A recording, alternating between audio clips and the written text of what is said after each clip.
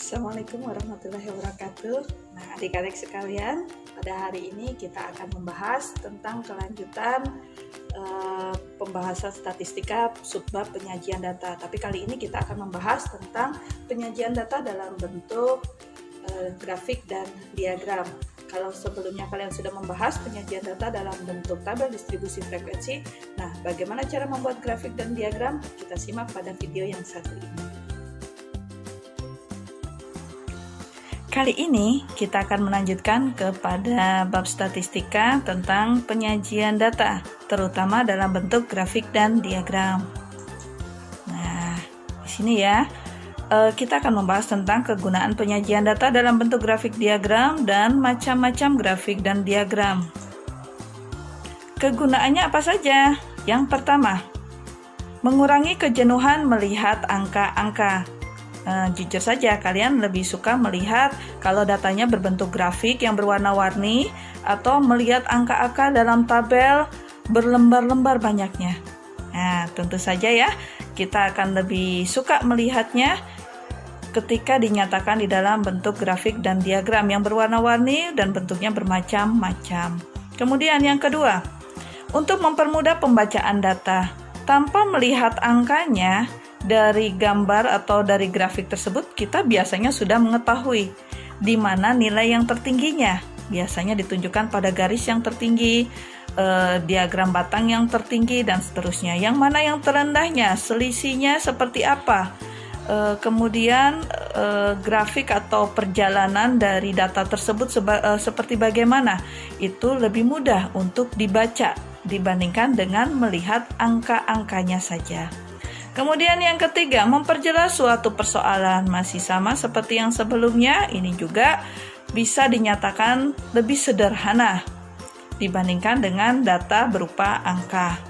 Dan yang terakhir adalah mempermudah kita untuk menganalisis datanya. Tapi kalau kalian ingin membuat grafik dan diagram, ada beberapa hal yang tidak boleh ditinggalkan, alias harus diperhatikan di dalam pembuatan grafik dan diagram ini. Contohnya di sini ya, ini kalian tahu grafik atau diagram apa? Ya, sudah pernah dipelajari di SMP, ini adalah diagram batang. Apa saja yang harus diperhatikan ketika membuat grafik atau diagram? Yang pertama, judul diagram atau grafik itu wajib ada. Ini adalah judul utamanya. Diagram atau grafik itu tentang apa? Kalau tidak ada judul, orang juga pasti bingung. Ini buat apa grafiknya? Buat apa diagramnya? Ngapain kita melihat grafik atau diagram tadi? Jadi harus jelas ya judulnya. Kemudian yang kedua adalah judul sumbu X. Nah, ini yang dimaksud dengan sumbu X atau sumbu yang mendatar, yang horizontal. Ini tentang apa? Kategori, tentang tingkat, tentang jenjang, atau yang mana? Ya, di sini ya, judulnya harus jelas. Sebutkan di sini. Kemudian yang ketiga adalah judul sumbu Y-nya. Sama seperti judul sumbu X, kalian juga harus mampu menjelaskan ini tentang apa? Tentang jumlah, tapi jumlah apa? Tentang usia, tentang jumlah, atau tentang harga, dan seterusnya. Itu juga harus jelas. Jadi bukan cuma angka-angka saja. Karena angka itu banyak bisa diinterpretasikan macam-macam. Kemudian keterangan gambar. Nah, di sini ya, di sini walaupun menggunakan bahasa Cina ya, mungkin ini ya, tapi di sini kita bisa melihat bahwasanya dia sedang menjelaskan yang warna kuning ini apa, yang warna abu-abu muda ini apa, yang warna abu-abu lebih mudanya lagi ini apa. Ya, ini bisa kelihatan di sini.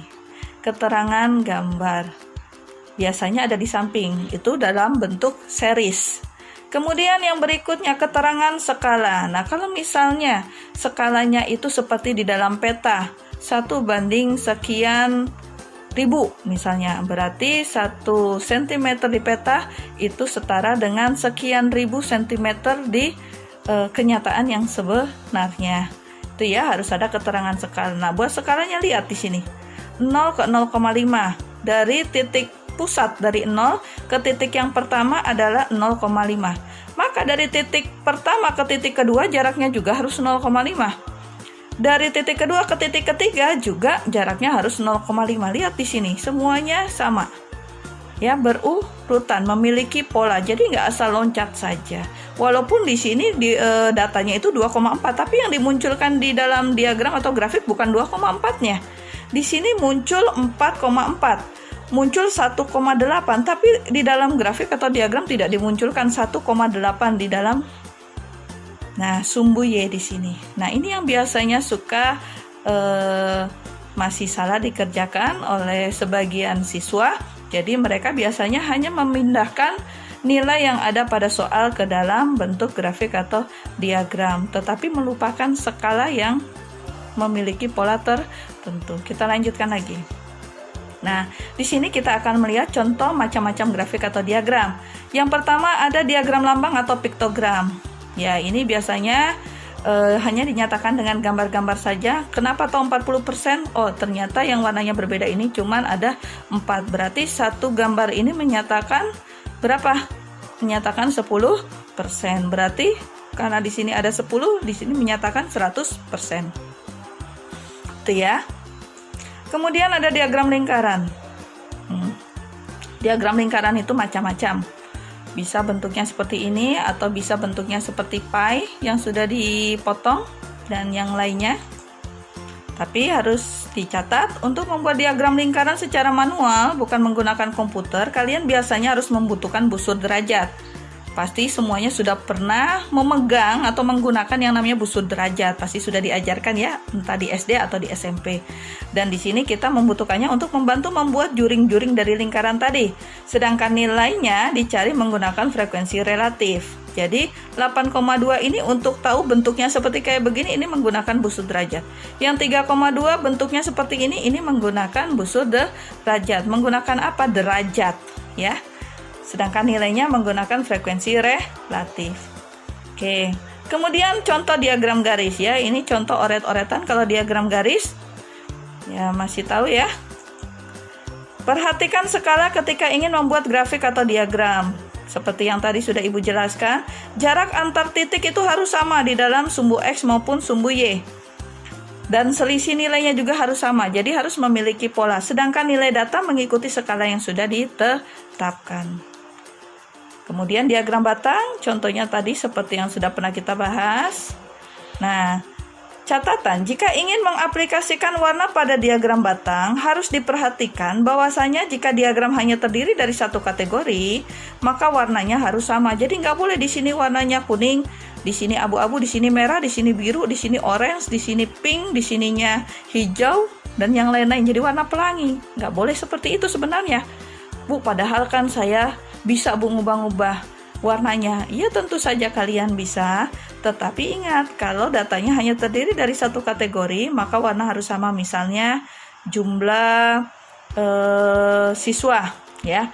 Misalnya jumlah siswa jurusan akuntansi, jurusan bisnis daring, jurusan OTKP. Jadi cuman dinyatakan dalam satu, semuanya sama, warnanya pun harus sama. Sedangkan jika lebih dari satu kategori, maka warnanya dibedakan berdasarkan kategori. Di sini ada 2 kategori di dalam setiap nilainya di sini ya. Kategori yang pertama dinyatakan dengan warna kuning, kategori yang kedua dinyatakan dengan warna abu-abu. Misalnya dalam satu kelas 12 hotel 1, jumlah perempuannya sekian, jumlah laki-laki sekian. 12 hotel 2, jumlah perempuan sekian, jumlah laki-lakinya sekian. Jadi jumlah warna untuk perempuan harus sama semuanya, tidak boleh warna-warni. Dan jumlah yang menyatakan laki-laki juga harus sama juga warnanya. Bisa difahami ya. Nah, kemudian yang berikutnya, ini yang harus kita bahas lebih dalam karena mungkin belum pernah kalian dapatkan waktu kalian masih di SMP. Oke ya, kita menggunakan contoh yang sudah pernah kita kerjakan sebelumnya di penyajian data tentang tabel distribusi frekuensi ya. Kemarin kita ada 6 kelas, ini frekuensinya ada 40, tepi kelasnya ya ini dinyatakan di sini ya. Titik tengahnya juga sudah kita cari di sebelumnya. Nah, sekarang kita lihat bagaimana membuat histogram dan poligon. Jadi membuat histogram dan poligon hanya membutuhkan 2 kolom tambahan ini, yaitu tepi kelas dan titik tengah. Oke, pertama kita buat dulu sumbu X dan sumbu Y-nya. Yang menjadi sumbu X-nya adalah tepi kelas dan yang menjadi sumbu Y-nya adalah frekuensi kelas. Kemudian kita buat skalanya. Nah, tahu dari mana skalanya? Frekuensi itu paling rendah 2, paling tinggi 17 ya. Kelipatan berapa yang kira-kira semua angka di sini itu masuk? Supaya mudah, ya ada yang misalnya mau 44. Berarti 4, 8, 12, 16, 20. Ada yang mau 55. 5, 10, 15, 20. Nah, sekarang kita pakainya 4 ya. 4, 8, 12, 16. Nah, kalau cuma sampai 16, yang 17 nggak masuk. Berarti kita sampai 20. Oke, kita lihat nilainya. Ya, di sini ya. Sama juga seperti sumbu Y, untuk sumbu X-nya juga titik-titik dan selisihnya juga harus sama. Nah, lihat jarak titiknya dan nilainya juga harus sama. Ya, di sini tepi kelas 31,5 sampai 41,5, 41,5 sampai 51,5, yang terakhir 81,5 sampai 91,5. Ya. Kemudian, langkah yang berikutnya adalah membuat diagram batang. Tepi kelas yang pertama antara 31,5 sampai 41,5, frekuensinya 2. Gambarnya adalah ya di sini setengahnya dari 4. Kemudian kelas yang kedua antara 41,5 sampai 51,5. Frekuensinya 3. Sedikit di atas 2. Berikutnya ya, kelas yang ketiga tingginya atau frekuensinya 9. Kelas keempat 17, kelas kelima 6. Dan kelas yang terakhir adalah 3. Nah, kita lihat, Bu, tahu dari mana ini nilainya? Berdasarkan frekuensi, kan yang ada di sumbu Y-nya tidak sama dengan nilainya. Ya, tinggal ditambahkan saja nilai di atasnya, dimunculkan saja kalau kalian membuat grafik atau diagram. Nah, inilah yang disebut dengan histogram. Ya, ini yang disebut dengan histogram. Kalau kalian sudah pernah membuat diagram batang, maka yang dimaksud dengan histogram itu adalah diagram batang yang saling berimpitan. Kenapa? Karena tepi atas dari kelas pertama adalah sama dengan tepi bawah dari kelas kedua, dan seterusnya seperti itu. Sekarang kita masuk ke poligon frekuensi. Nah, poligon frekuensi kita menggunakan titik tengah. Kelas pertama, titik tengahnya pasti ada di tengah-tengah batang, ya. Karena satu batang ini adalah menunjukkan satu kelas, maka titik tengahnya pasti ada di tengah batang. 36,5 kelas kedua, 46,5 dan seterusnya sampai kelas yang terakhir. Maka titik-titik ujungnya di sini kalau kita hubungkan dengan suatu garis, nah garis inilah yang disebut sebagai poligon frekuensi. Gampang kan ya?